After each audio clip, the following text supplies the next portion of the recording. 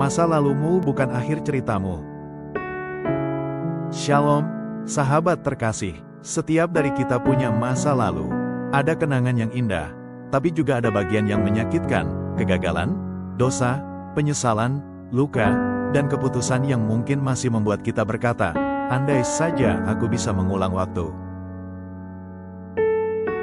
Namun hari ini, aku mau sampaikan satu kebenaran besar. Masa lalumu bukan akhir ceritamu. Tuhan tidak menulis kisah hidupmu hanya sampai di kegagalanmu. Dia Tuhan yang ahli menulis bab baru, bahkan dari halaman yang sudah sobek. Yesaya 43 ayat 18 sampai ayat 19 berkata, janganlah ingat-ingat hal-hal yang dahulu dan jangan perhatikan hal-hal yang dari zaman purbakala. Lihat, aku hendak membuat sesuatu yang baru, yang sekarang sudah tumbuh, belumkah kamu mengetahuinya? Ya, aku hendak membuat jalan di padang gurun dan sungai di padang belantara.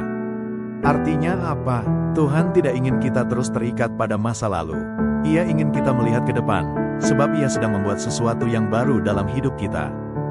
Mungkin kamu pernah gagal, pernah jatuh dalam dosa, atau pernah ditinggalkan orang yang kamu cintai. Kamu berpikir, sudah selesai, aku tidak bisa lagi dipakai Tuhan. Tapi dengarkan ini baik-baik, Tuhan tidak pernah selesai dengan hidupmu. Selama kamu masih bernafas, artinya Tuhan masih bekerja.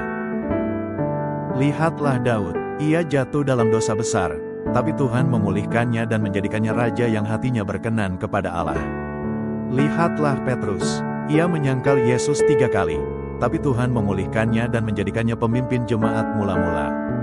Lihatlah Paulus, ia dulu penganiaya jemaat, tapi Tuhan mengubahnya menjadi rasul besar yang menulis sebagian besar perjanjian baru.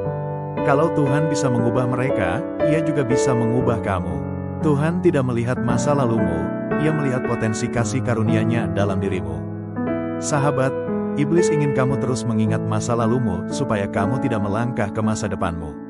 Tapi Yesus ingin kamu percaya bahwa salib telah menebus segalanya. Darah Yesus lebih kuat daripada kesalahanmu. Kasih-Nya lebih besar dari penyesalanmu. Masa lalumu mungkin menjelaskan dirimu, tapi tidak menentukan takdirmu. Karena di dalam Kristus, kamu adalah ciptaan baru. 2 Korintus 5 ayat 17 berkata, jadi siapa yang ada di dalam Kristus, ia adalah ciptaan baru, yang lama sudah berlalu, sesungguhnya yang baru sudah datang. Adik, jangan biarkan masa lalumu menahanmu. Jangan terus menyalahkan diri sendiri.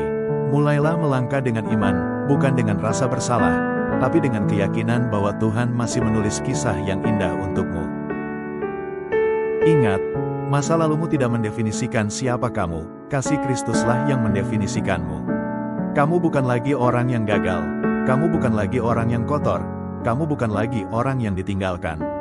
Kamu adalah anak Allah yang ditebus, diampuni, dan dipulihkan oleh kasih-Nya. Hari ini, berdirilah kembali, katakan dengan iman, ya Tuhan, aku percaya masa laluku sudah Engkau tebus, dan Engkau sedang menulis bab baru dalam hidupku.